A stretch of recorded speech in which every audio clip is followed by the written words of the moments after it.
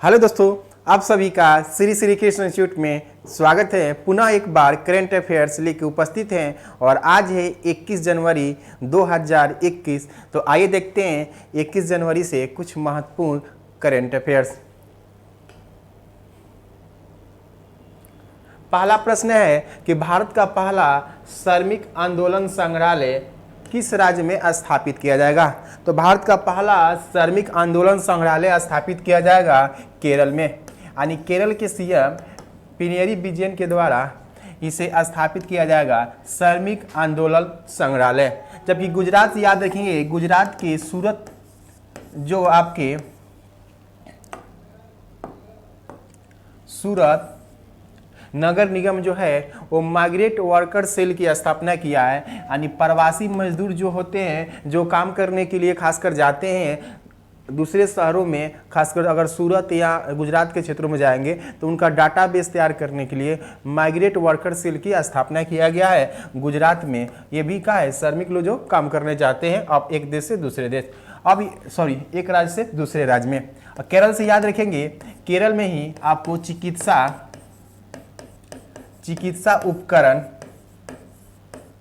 उपकरण पार्क की स्थापना किया गया है। और याद रखेंगे ये देश का पहला राज्य है जो एमएसपी लागू किया है। एमएसपी मतलब मिनिमम सपोर्ट प्राइस होता है, यानी न्यूनतम समर्थन मूल्य होता है। यानी सरकार के द्वारा आपको किसानों के द्वारा उत्पादित जो फसल है उस पर एक कीमत तय कर दिया जाता है। उसमें कहा गया है इसके एमएसपी के द्वारा लागू करने के बाद कि अगर जितना भी उसका लागत रहेगा उसका 20% ज़्यादा बढ़ा के एमएसपी दिया जाएगा, उसको 20% एक्स्ट्रा किया जाएगा। ये किया है कौन? केरल सरकार ने। दूसरा पॉइंट याद रखेंगे, केरल में ही आपको पहला महिला व्यापारिक केंद्र की स्थापना किया गया है। यानी केरल में आपको पहला महिला व्यापारिक केंद्र की स्थापना किया गया है। केरल से याद रखेंगे हाथी पुनर्वास केंद्र, यानी हाथी आपको पुनर्वास केंद्र आपको कहाँ पे बनाया गया है? तो आपको ये केरल में बनाया गया। कहाँ पे? केरल में ही बनाया गया है। तो आइए देखते हैं अगला प्रश्न। अगला प्रश्न में है किस शहर में पहली बार स्ट्रॉबेरी महोत्सव का आयोजन किया गया। तो स्ट्रॉबेरी महोत्सव मनाने का मकसद है इसे लोगों को जागरूक करना, किसानों को जागरूक करना कि इसका ज़्यादा से ज़्यादा उत्पादन किया जाए। और इसका स्ट्रॉबेरी महोत्सव का आयोजन किया गया झांसी में। कहाँ किया गया? झांसी में किया गया। और इसमें उत्तर प्रदेश के आपको यानी यूपी के सीएम योगी आदित्यनाथ ने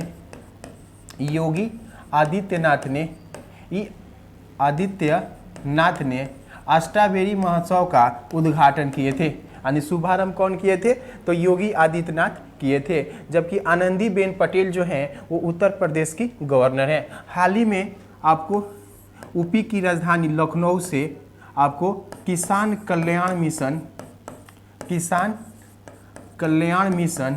की शुरुआत किया गया, यानी किसान कल्याण मिशन की शुरुआत किया गया। उसके अलावा याद रखेंगे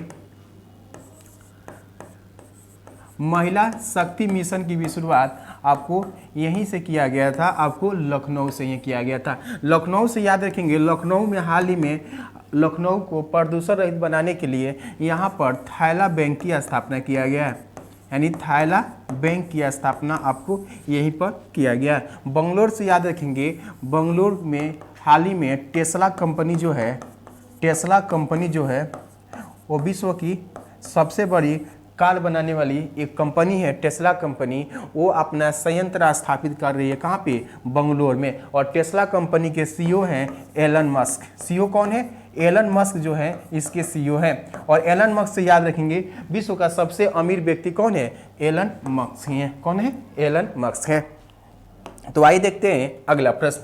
हाल ही में खेलो इंडिया जास्कर विंटर मतलब ठंडी वाला स्पोर्ट एवं यूथ फेस्टिवल 2021 का शुभारंभ कहाँ किया गया, यानी कहाँ पे शुरू किया गया है? तो ये लद्दाख में शुरू किया गया है।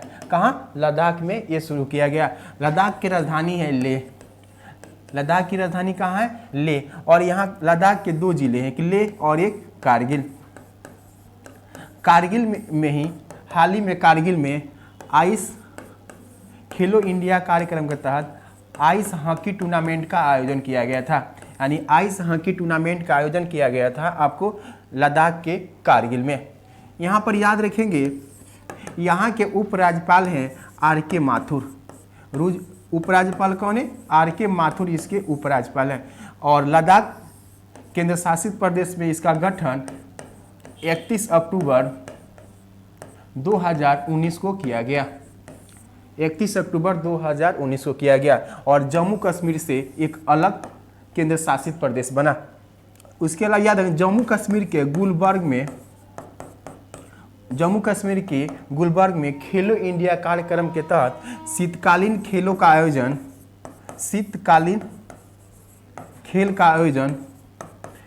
आयोजन फरवरी में किया जाएगा।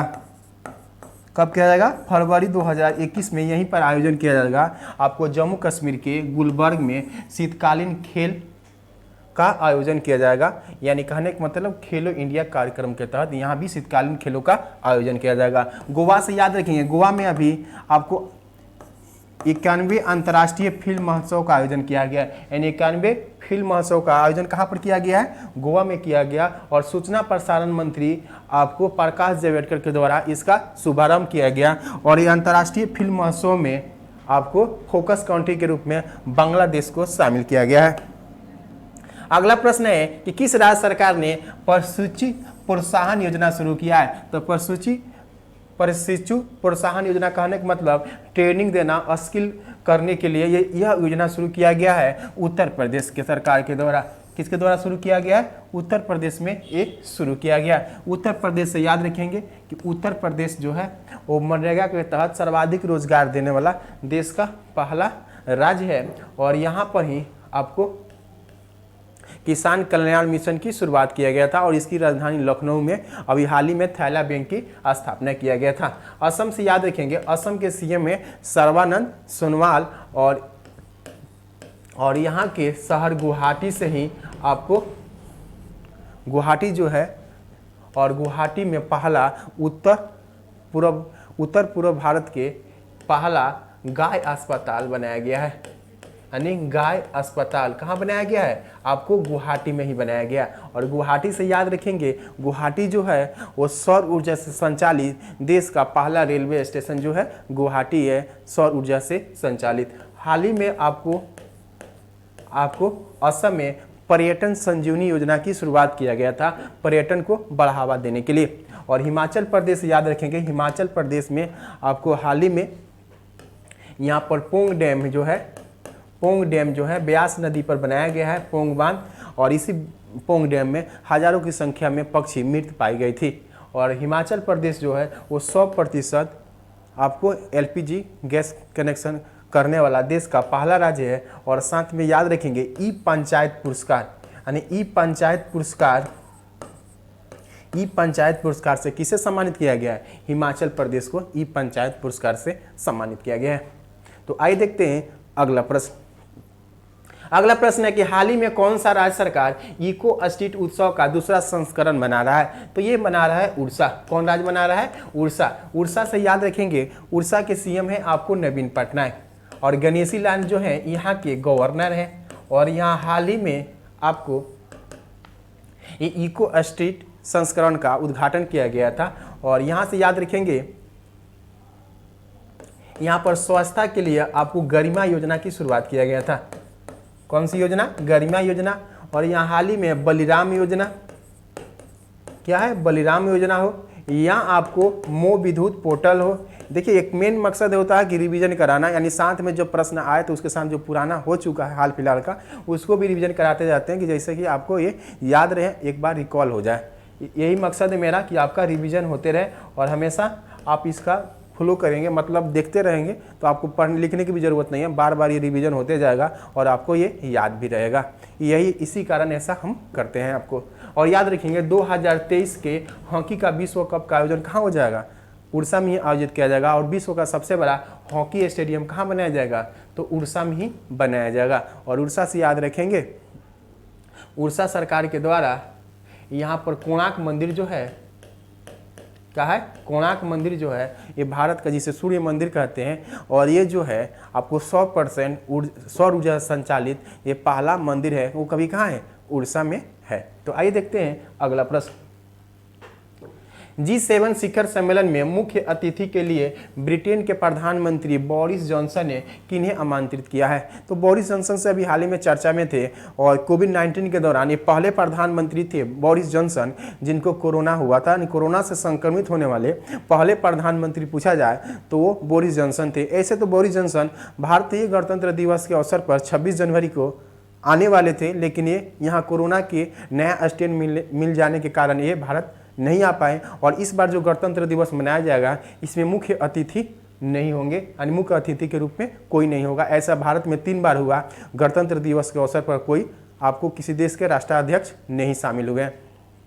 और एक प्रश्न ये है कि G7 जो होता है वो ग्रुप ऑफ 7 इन 7 देशों का एक समूह है, और इसका हाल ही में 2021 में यानी जून 2021 में इसका सम्मेलन होने वाला है, कहाँ, ब्रिटेन में। और इसमें मुख्य अतिथि के रूप में बोरिस जॉनसन जो वहाँ के प्रधानमंत्री हैं वो भारत के प्रधानमंत्री श्री नरेंद्र मोदी को आमंत्रित किए हैं। किन्हें आमंत्रित किए हैं? तो भारत के प्रधानमंत्री श्री नरेंद्र मोदी को आमंत्रित किए हैं।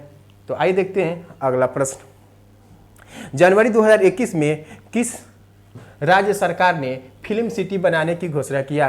तो ऐसे अभी हाल ही में सुने होंगे 2020 में आपको उत्तर प्रदेश सरकार के द्वारा फिल्म सिटी बनाने की घोषणा किया गया था नोएडा में। कहाँ बनाएगा? तो नोएडा में बनाने की घोषणा किया गया था, यानी सबसे बड़े फिल्म सिटी बनाने की घोषणा कौन किया था? उत्तर प्रदेश सरकार। और जनवरी 2021 में आपको हरियाणा के सीएम जो हैं मनोहर लाल खट्टर, इनके द्वारा भी अपने यहाँ फिल्म सिटी बनाने की घोषणा किया गया। ऐसे फिल्म सिटी कहाँ है? आपको महाराष्ट्र में भी है, तो उत्तर प्रदेश के बाद हरियाणा सरकार ने घोषणा किया कि हम भी अपने यहाँ का बनाएंगे, फिल्म सिटी बनाने की घोषणा किया है हरियाणा सरकार। अभी हाल ही में यहाँ एयर टैक्सी सर्विस की शुरुआत यहीं पर किया गया था, यानी एयर टैक्सी जो सर्विस की शुरुआत किया गया, कहाँ पे किया गया? हरियाणा में किया गया, हिसार और चंडीगढ़ के बीच में। हिसार और चंडीगढ़ के बीच में एयर टैक्सी सर्विस की शुरुआत किया गया है, हिसार और चंडीगढ़ के बीच में। तो आइए देखते हैं अगला प्रश्न। देखिए अगला प्रश्न है कि भारत और बांग्लादेश द्वारा बंग बंधु फिल्म का निर्माण किया जा रहा है, यानी बंग बंधु फिल्म का निर्माण किया जा रहा है। इस फिल्म किनकी जीवनी पर आधारित है? तो ये शेख मुजीबुर रहमान की जीवनी पर आधारित है, क्योंकि शेख मुजीबुर रहमान को ही बंग बंधु के नाम से जाना जाता है, और ये बांग्लादेश के जनक के रूप में भी जाने जाते हैं। और इनकी शताब्दी वर्ष मनाई जाएगी 17 मार्च 2021 को इनकी शताब्दी वर्ष मनाई जाएगी। और इसके अवसर पर भारत ने मैत्री रैली साइकिल का आयोजन भी किया गया है, जो 10 जनवरी से 17 मार्च तक चलेगा। 66 दिन का ये मैत्री संबंध स्थापित करने के लिए शुरू किया गया। और साथ ही याद रखेंगे आपको 91वें अंतर्राष्ट्रीय फिल्म महोत्सव में फोकस कंट्री के रूप में किसे शामिल किया गया? बांग्लादेश को। और गणतंत्र दिवस के परेड में भी बांग्लादेश शामिल होगा इस बार, यानी गणतंत्र दिवस जब मनाया जाएगा 26 जनवरी को, उसमें बांग्लादेश भी इस बार शामिल होगा। शेख हसीना जो है वहाँ की प्रधानमंत्री है, और इंदिरा गांधी के सहयोग से ही बांग्लादेश का हुआ स्वतंत्र एक देश के रूप में बना। और चित्तरंजन दास को हम लोग देश बंधु के नाम से जानते हैं। चित्तरंजन दास को क्या कहते हैं? देश बंधु कहते हैं, जबकि बंग बंधु कहते हैं शेख मुजीबुर रहमान को कहा जाता है। हाल ही में सोमनाथ मंदिर, तो सोमनाथ मंदिर जो कहाँ है वो आपको गुजरात में सोमनाथ मंदिर सौराष्ट्र प्रांत में पहले था, जहाँ पर मोहम्मद गजनवी ने क्या किया था? आक्रमण करके इसे नष्ट कर दिया था। तो इसका ट्रस्टी बनाया गया, ट्रस्ट का अध्यक्ष किसे बनाया गया?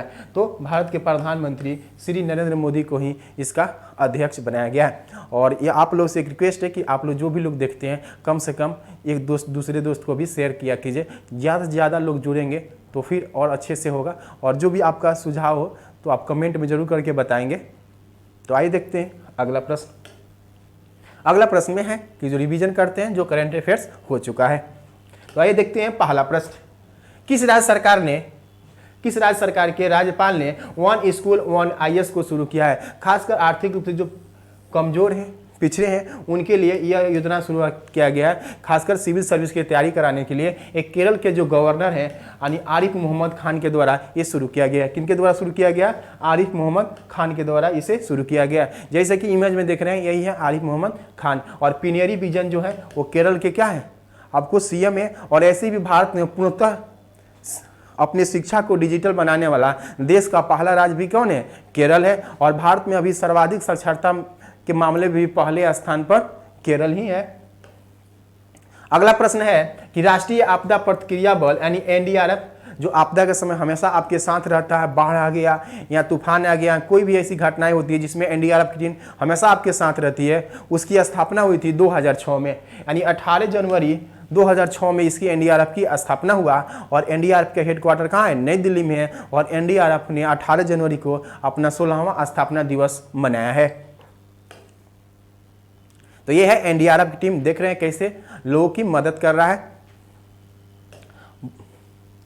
बहुत लोग कमेंट करके गुड मॉर्निंग या अन्य चीज़ जो भी बोलते हैं उसका रिप्लाई इसलिए नहीं हो पाता है क्योंकि ये रिकॉर्डिंग वीडियो रहता है, इसलिए कमेंट कर दीजिएगा तो उसको हम देख सकते हैं। पहला प्रश्न है दुनिया का सबसे ऊंची मूर्ति। तो दुनिया की सबसे ऊंची मूर्ति है स्टैच्यू ऑफ यूनिटी, जो सरदार वल्लभ भाई पटेल की क्या है? प्रतिमा है। और कहाँ में? कवड़िया में है। कवड़िया कहाँ है? गुजरात में है। और इसकी ऊंचाई कितनी है? 182 मीटर है। कितनी है? 182 मीटर है। और इसके वास्तुकार कौन थे? राम सुतार थे। वास्तुकार कौन थे? राम सुतार थे। और इसका उद्घाटन कब किया गया था? तो 31 अक्टूबर 2018 में इसका शुभारंभ कर दिया गया था। और ये पर्यटन को बढ़ावा देने के लिए यहाँ पे भारत के प्रधानमंत्री मोदी के द्वारा 8 ट्रेनों का परिचालन शुरू किया गया। कितने ट्रेनों का? 8 ट्रेनों का परिचालन किया गया। यहीं पर समुद्री विमान सेवा की भी शुरुआत किया गया था। और ये है आपको स्टैच्यू ऑफ यूनिटी के रूप में जो दिख रहे हैं, यही है सरदार वल्लभ भाई पटेल, जिन्हें हम लोग आयरन मैन ऑफ इंडिया के नाम से जानते हैं, या भारत के बिस्मार्क के नाम से इन्हें जानते हैं। और भारत को एकीकरण में इन्हीं का सबसे ज़्यादा योगदान था। अगला प्रश्न है हरित और स्वच्छ ऊर्जा के बारे में जागरूक फैलाने के लिए सक्षम अभियान किसके द्वारा चलाया जा रहा है? तो सक्षम अभियान चलाया जा रहा है पेट्रोलियम मंत्रालय के द्वारा, यानी पेट्रोलियम मंत्रालय के द्वारा चलाया जा रहा है। वर्तमान पेट्रोलियम मंत्री कौन है? तो धर्मेंद्र प्रधान है। शिक्षा मंत्रालय कहने का मतलब पहले मानव विकास मंत्रालय था, उसी का नाम बदल कर दिया गया है अब शिक्षा मंत्रालय। और वर्तमान शिक्षा मंत्री हैं रमेश पोखरियाल निशंक हैं। और विदेश मंत्रालय जो है वर्तमान विदेश मंत्री हैं एस जयशंकर। और रेल मंत्रालय से याद रखेंगे हाल ही में रेल मंत्रालय के द्वारा नई लॉ एस्क नीति 2021 लाई गई है। और वर्तमान रेलवे मंत्री हैं आपको पीयूष गोयल। और वर्तमान रेलवे के चेयरमैन हैं सुनीत शर्मा।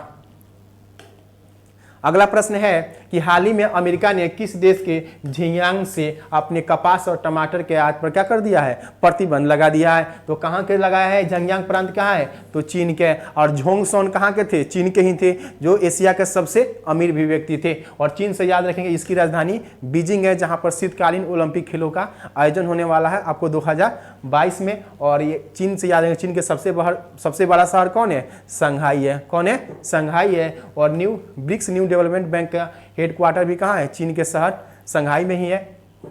और चीन के राष्ट्रपति कौन है? शी जिनपिंग है। कौन है? शी जिनपिंग यहाँ के राष्ट्रपति हैं। और रूस के राष्ट्रपति कौन है? Vladimir Putin. जापान के योशिहिडा सुगा हैं। और वियतनाम और भारत से संबंध में याद रखेंगे हाल ही में भारत और वियतनाम के बीच पैसेज युद्धाभ्यास हुआ था, खासकर कहाँ? दक्षिणी चीन सागर में। हाल ही में दुनिया का सबसे बड़ा रेलवे प्लेटफॉर्म कहाँ पर बनाया गया है? तो कर्नाटक में बनाया गया है। कहाँ पे? कर्नाटक में बनाया गया है। कर्नाटक के हुबली स्टेशन है। कर्नाटक क्या है? हुबली स्टेशन है, जहाँ बनाया गया है। और इसका उद्घाटन यानी शुभारंभ कब किया जाएगा? तो मार्च में किया जाएगा, मार्च 2021 में किया जाएगा। इससे पहले भारत का सबसे लंबा रेलवे स्टेशन कौन था? गोरखपुर था। कौन था? गोरखपुर था। उत्तर प्रदेश का गोरखपुर था। उससे पहले कौन था? खड़गपुर था, पश्चिम बंगाल का, जो सबसे लंबा प्लेटफॉर्म था। हाल ही में किस राज्य में street theatre and performing arts fellowship योजना की शुरुआत किया गया? खासकर थिएटर परफॉर्मेंस और आर्ट्स फेलोशिप कहने का मतलब वो कलाकार जो हैं उनको आर्थिक से सहायता और लाभ पहुंचाने के लिए कलाकारों को ये शुरू किया गया है आपको दिल्ली सरकार के द्वारा। किसके द्वारा शुरू किया गया है? दिल्ली सरकार के द्वारा इसे शुरू किया गया। और दिल्ली सरकार के द्वारा ही आपको पौधारोपण नीति के द्वारा लाया गया। पौधारोपण नीति सबसे पहले इसी के द्वारा लाया गया था। और साथ ही याद रखेंगे प्लाज्मा बैंक की स्थापना पहली बार कहाँ किया गया था? दिल्ली में ही किया गया था। अगला प्रश्न है कि हाल ही में Indian personality of the year का पुरस्कार किसे दिया गया? तो फिल्म के क्षेत्र में दिए जाने वाला एक पुरस्कार है जो दिया गया था विश्वजीत चटर्जी को। किसको दिया गया था? विश्वजीत चटर्जी को दिया गया था। जबकि हेमंत कुमार पांडे जो हैं वो DRDO के द्वारा इन्हें साइंटिस्ट पुरस्कार से सम्मानित किया गया था। और BK यादव जो हैं पूर्व रेलवे का चेयरमैन यानी CO हैं, उनको इंजीनियरिंग अवार्ड से सम्मानित किया गया था। और आपको सोमा मंडल जो है वो सेल की पहली महिला अध्यक्ष है। तो आइए देखते हैं अब स्टैटिक जीके और स्टैटिक जीके में, और आज आपका इस सब का पीडीएफ भी है, पीडीएफ को डाउनलोड कर लेंगे और फिर डिस्कशन जो कराते हैं उसको वहाँ पीडीएफ के कॉपी में नोट करेंगे, जिससे आपको ज़्यादा से ज़्यादा याद होगा। और बस आप केवल देखते रहिए, आपको सारे एग्जामों के लिए ये बहुत ही महत्वपूर्ण है स्टैटिक जीके। एसएससी दो, रेलवे दीजिए, एयरफोर्स, नेवी, एनडीए का कोई भी एग्जाम दीजिएगा, वो सारे एग्जामों के लिए ये बहुत ही महत्वपूर्ण है। और करंट अफेयर्स तो महत्वपूर्ण है ही है, उसके साथ साथ ये स्टैटिक जीके आपको सारे एग्जामों के लिए सबसे महत्वपूर्ण है। तो आइए देखते हैं पहला प्रश्न। कहता है कि मलेरिया रोग का कौन सा वाहक है, यानी वाहक कहने का मतलब एक कौन सा वाहक है, यानी कि शरीर में प्रवेश कैसे करता है और क्या करता है तो प्रवेश करता है। तो मच्छर के काटने से खासकर आपको मलेरिया रोग होता है, यानी वाहक के रूप में कौन करता है, मच्छर। जैसे कि है मादा एनफ्लूएंजा मच्छर, तो मलेरिया रोग का वाहक के रूप में काम कौन करता है, मादा एनफ्लूएंजा मच्छर करता है। और इसमें होता क्या है, तो ठंड के साथ क्या आता है, आपको बुखार आ जाता है, ठंड के साथ बुखार आता है तेजी से। और ये प्लाज्मोडियम परजीवी होता है, यानी जब डंक मारता है तो प्लाज्मोडियम परजीवी जो होता है वो उधर क्या होता है, प्रवेश कर जाता है। और रोनाल्ड रॉस जो थे वो मलेरिया के चक्र की खोज किए थे, रोनाल्ड रॉस जो थे वो मलेरिया के चक्र की खोज किए थे। बालू मक्खी के काटने से आपको खासकर, इसी को कहते हैं सिकटा मक्खी, इसके काटने से आपको काला जार होता है। क्या होता है, काला जार हो जाता है। और एडिस मच्छर के काटने से आपको डेंगू होता है। क्या होता है, डेंगू होता है। और सीसी मक्खी के काटने से निंदारू रोग यानी सोने की बीमारी होती है। क्या होती है, सोने की बीमारी होती है, यानी काटने के बाद इसको ट्रिप्नोसोमा परजीवी जो होता है वो शरीर में क्या होता है, प्रवेश हो जाता है। अब ये ब्लड ग्रुप यानी रक्त समूह की खोज किसने किया, तो रक्त के बारे में अगले वीडियो में हमने चर्चा किया था। रक्त एक तरल संयोजक ऊतक होता है और ये 3 पार्टों में इसको बांट के बताए थे। और मुख्य रूप से रक्त को 2 भागों में बांट के पढ़ते हैं, एक ठोस कण होता है, एक प्लाज्मा होता है। और ठोस कण में ही बताए थे आरबीसी, डब्ल्यूबीसी और प्लेटलेट्स। तो उसी का है कि इसके समूह होता है ब्लड ग्रुप का, A blood group, B blood group, O blood group है या ए बी ब्लड ग्रुप। तो 4 प्रकार का ब्लड ग्रुप है। उस ब्लड ग्रुप को खोजा कौन, जानकारी कौन दिया, तो दिए थे लैंडस्टीनर। किसने दिया था, लैंडस्टीनर। जिसमें ब्लड ग्रुप ओ को हम लोग सर्वदाता कहते हैं, यानी यूनिवर्सल डोनर कहते हैं, यानी ब्लड ग्रुप ओ जो है वो किसी को भी दिया जा सकता है। और ब्लड ग्रुप ए बी जो है वो सबसे ले सकता है, लेकिन देगा अपने वालों को ही, जबकि ब्लड ग्रुप है वो सबको देता है। ब्लड ग्रुप ओ क्या होता है, सबको देता है। उसी तरह ल्यूमन हक ने आपको जीवित कोशिका की खोज किया था और जीवाणु की खोज कौन किया था, ल्यूमन हक ने किया था। जबकि रॉबर्ट हुक से याद रखेंगे, रॉबर्ट हुक ने कोशिका की सबसे पहले खोज किसने किया था, रॉबर्ट हुक ने किया था। और कोशिका जो होती है जीवन की, किसी भी जीव की जीवन की शुरुआत किससे होती है, सेल से ही होती है। तो उसकी खोज कौन किया, रॉबर्ट हुक ने। लेकिन इन्होंने मृत कोशिका की खोज किया था, किसके, मृत कोशिका की खोज किया था। जबकि फंक नामक विद्वान जो थे इन्होंने विटामिन की खोज किया था। किसकी खोज किया था, तो विटामिन की खोज किया था। अगला प्रश्न है कि पंचायती राज का मुख्य उद्देश्य क्या है। तो जैसे पंचायती राज के गठन की चर्चा संविधान के अनुच्छेद 40 में किया गया। किसमें किया गया, अनुच्छेद 40 में किया गया है। और इसमें पंचायती राज की गठन की बात किया गया। इसके अलावा अनुच्छेद 243 में भी किया गया है और इसमें 29 विषयों की चर्चा किया गया। तो पंचायती राज गठन करने का मुख्य उद्देश्य क्या था, तो इसमें मुख्य उद्देश्य था कृषि आपदा को बढ़ाना, तो नहीं, कृषि से संबंधित इसमें रोजगार सृजित करना। तो पंचायती राज में रोजगार सृजन करने की बात नहीं होती है। जनता को राजनीतिक रूप से जागृत करना, जागृत करना, तो ये भी नहीं है। जनता को विकास मूलक बनाना, क्या बना, विकास मूलक, यानी अपना विकास करे। और प्रशासन में भागीदारी योग बनाना, यानी प्रशासन की बात को भी माने, उसमें भागीदार हो। तो ये इसका मुख्य उद्देश्य था। तो पंचायती राज व्यवस्था का मुख्य उद्देश्य क्या था, तो जनता को विकास मूल में भागीदारी योग बनाना। इसके अलावा याद रखेंगे पंचायती राज व्यवस्था के लिए पहली बार एक कमेटी बनाई गई थी, ग्रामों उद्धार समिति। कौन बनाई गई थी, ग्रामों उद्धार समिति बनाई गई थी। और उसके अध्यक्ष थे आपको बलवंत राय मेहता। कौन थे अध्यक्ष, बलवंत राय मेहता थे। इसलिए कहा जाता है बलवंत राय मेहता समिति भी उसे कहते हैं, जिन्होंने 1957 ईस्वी में अपना रिपोर्ट प्रस्तुत किया।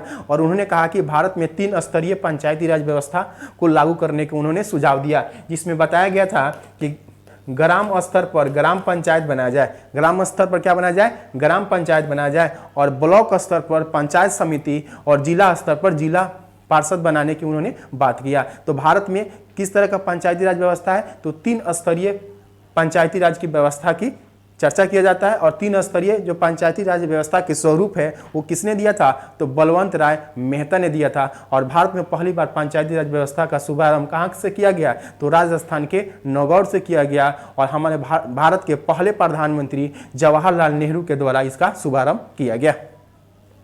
और 73वें संवैधानिक संशोधन का संबंध नगरपालिका से है और 74वें संवैधानिक संशोधन का संबंध किससे है, पंचायती राज व्यवस्था से ही है।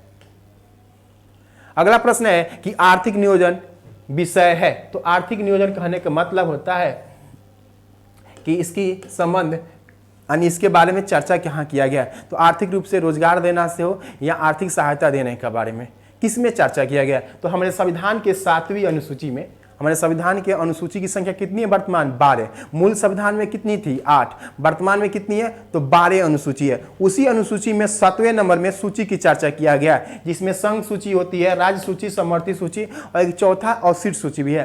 तो संघ सूची कहने का मतलब संघ सूची में जो भी विषय वर्णित होंगी, जैसे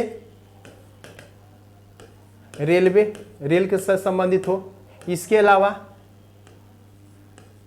सैनिक से संबंधित कोई बातें हो, इसके अलावा जनगणना की बातें हो, ये सब संघ सूची का विषय है। तो इससे संबंधित कोई कानून बनाने की आवश्यकता हो तो केंद्र सरकार बनाएगा, यानी संघ सूची में जो भी वर्णित विषय है उस पर कानून कौन बनाएगा, केंद्र सरकार बनाएगा। उसी तरह राज्य सूची में विषय है कृषि है, पुलिस है, जेल है, ये सब राज्य सूची का विषय है और इस पर किसी कानून बनाने की आवश्यकता होती है तो राज्य सरकार करता है। कौन करता है, तो राज्य सरकार करता है। उसी तरह समवर्ती सूची में जो है, इसमें जो भी विषय वर्णित हो, जैसे शिक्षा है, आर्थिक नियोजन है, माप तोल है, तो ये सब जो विषय है इस पर कानून बनाने का अधिकार राज्य सरकार और केंद्र सरकार दोनों का होता है। लेकिन किसी बात को लेकर विवाद हो तो आपको केंद्र सरकार की बात मानी जाएगी। तो समवर्ती सूची में शिक्षा की बात है, जैसे आप देखते हैं कि सेंट्रल सरकार की अपनी शिक्षा सीबीएसई बोर्ड है, स्टेट का अपना होता है, तो शिक्षा भी क्या है, समवर्ती सूची का विषय है। उसी तरह आर्थिक नियोजन की बात है, तो आर्थिक नियोजन में राज्य सरकार भी अपना जब सृजन करती है और केंद्र सरकार भी जब सृजन करती है।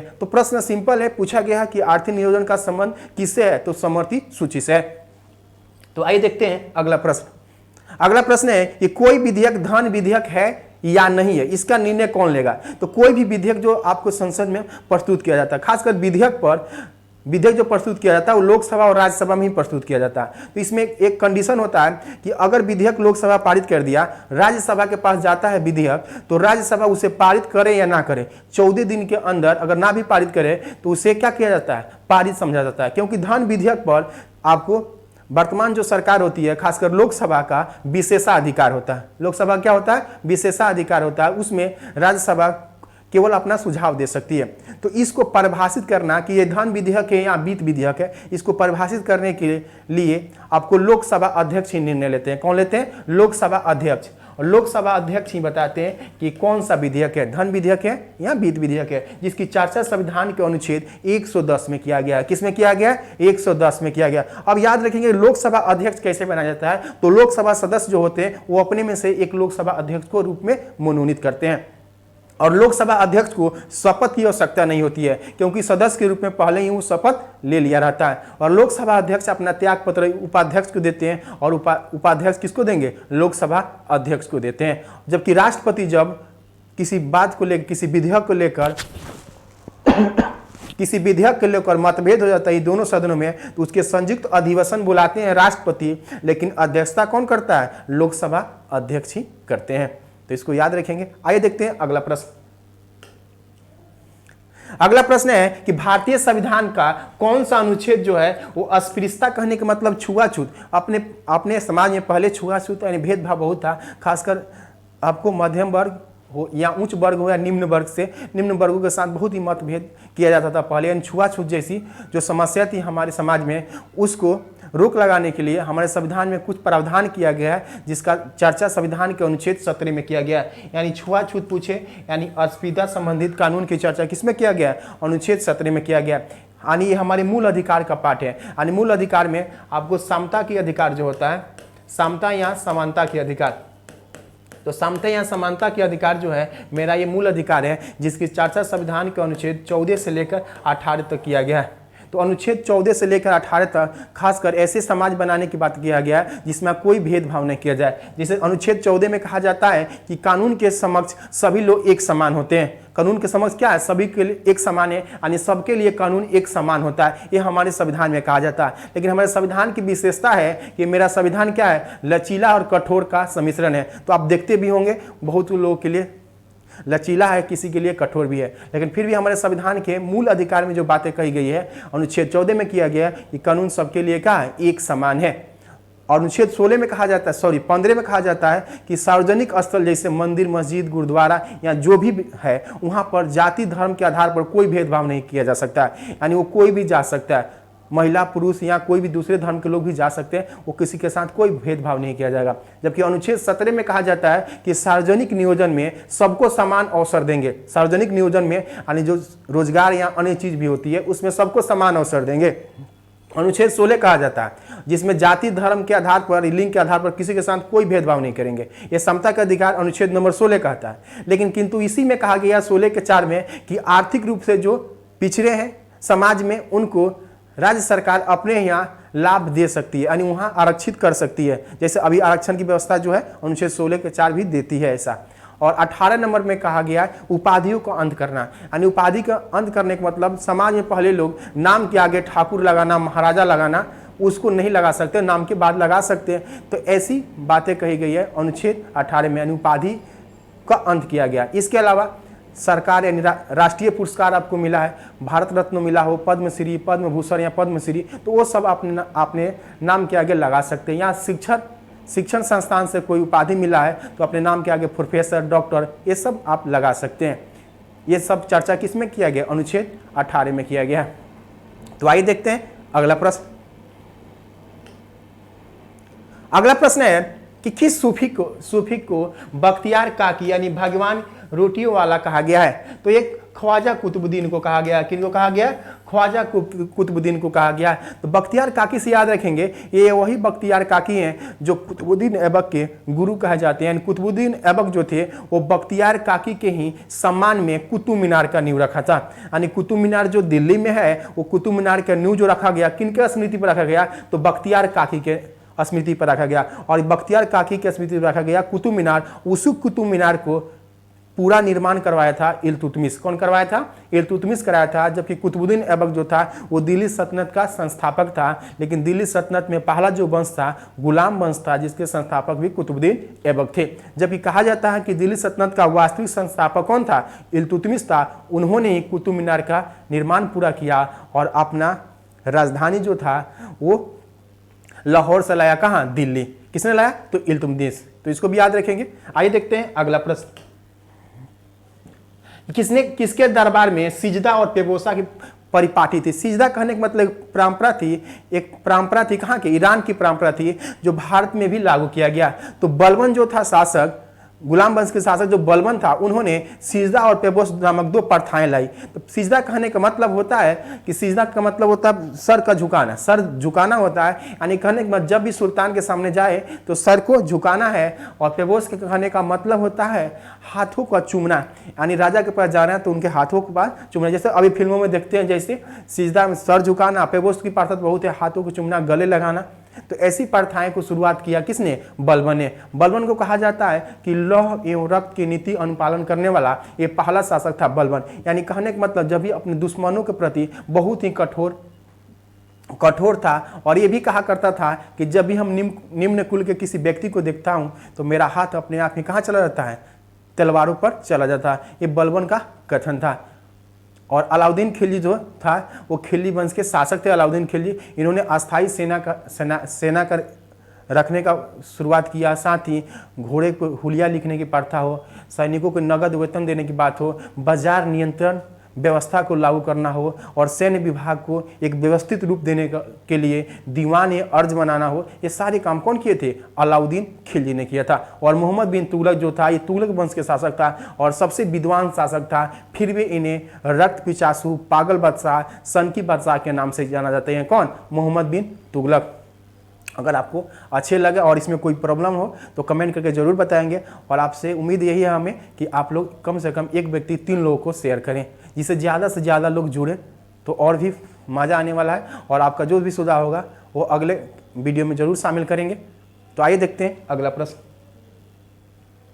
अगला प्रश्न है कि इक्वाइनेक्स का तात्पर्य क्या है। तो इक्विनेक्स कहने का मतलब होता है, इक्वाइनेक्स कहा जाता है जब दिन और रात बराबर हो, यानी दिन और रात बराबर हो, उस अवधि को कहा जाता है इक्वाइनेक्स। यानी कहने का मतलब 21 मार्च और 23 सितंबर, 21 मार्च और 23 सितंबर के दिन को हम लोग क्या कहते हैं, इसे इक्वाइनेक्स कहते हैं। यानी इस दिन का होता है बराबर होता है, यानी वर्ष में 21 मार्च को भी दिन रात बराबर होता है और 23 सितंबर की बराबर होता है। यानी सूर्य की रोशनी कहाँ पड़ती है, सीधे पड़ती है, और ये कहाँ पड़ती है, विषुवत रेखा पड़ती है। क्या होती है, विषुवत रेखा पड़ती है। इसी घटना को विषुव कहते हैं, इक्विनेक्स को भी क्या कहते हैं, विषुव कहते हैं। हिंदी में इसे क्या कहते हैं, विषुव कहते हैं इसी को। जबकि 21 मार्च को जब दिन रात बराबर होता है उससे हम लोग बसंत विषुव कहते हैं, और 23 सितंबर को जब दिन रात बराबर होता है उससे शरद विषुव कहते हैं। तो इस पर बहुत ही अच्छा सेपरेट वीडियो है, आप प्ले लिस्ट में जाइएगा, ज्योग्राफी इकोनॉमिक्स प्ले लिस्ट में ढूंढिएगा AK सर, उसमें इस पर बहुत अच्छा सा वीडियो बनाए हुए हैं, उसको एक बार जरूर देखें, बिल्कुल समझ में आ जाएगा कि दिन रात कैसे बड़ा होता है, कैसे छोटा होता है, बहुत अच्छे से फोटो के साथ बताया हुआ है। तो इस तरह कुछ आपके पास स्टैटिक जीके था जिस पर हमने चर्चा किया। उम्मीद करते हैं कि आपको अच्छी लगी हो तो दोस्तों के पास भी शेयर कीजिए। Thank you.